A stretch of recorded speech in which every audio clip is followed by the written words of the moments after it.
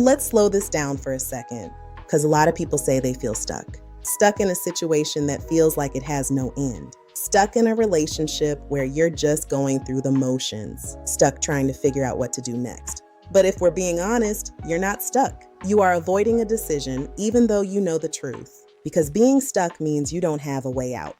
But most of the time, you already know what the decision is. You just don't like what comes with it, and that's the difference. It's not confusion, it's resistance. You're resisting what you already see.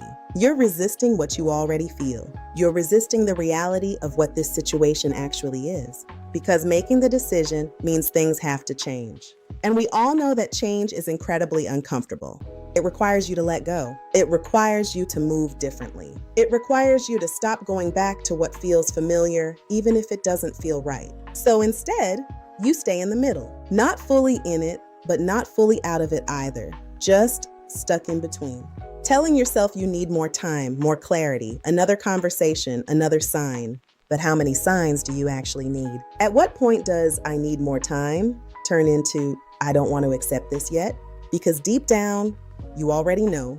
You know how it feels, you know what's missing, you know what keeps happening, you know what hasn't changed. And you know what you would tell someone else if they were in the same situation. But when it comes to you, it's harder. Because now it's not just a decision, it's an emotional detachment. It's letting go of the idea you had, the expectation you built, the version of the situation you were hoping for. And that's why you hesitate. Not because you don't know, but because you do. And once you make that decision, there's no going back to pretending. There's no going back to maybe. There's no going back to giving it the benefit of the doubt. It becomes real, final, clear, and clarity forces movement. That's the part people try to avoid, because once you're clear, you have to choose. So instead of asking yourself, "Why do I feel stuck?" ask yourself, "What decision am I avoiding?" Because that's where your answer is. And more importantly, that's where your power is. You're not stuck. You're just standing at a point where you have to choose something different.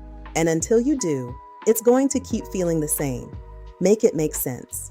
Like, share, and subscribe to Clarity Check with Camekia Lee. Link to my book, Words versus Actions, in the description.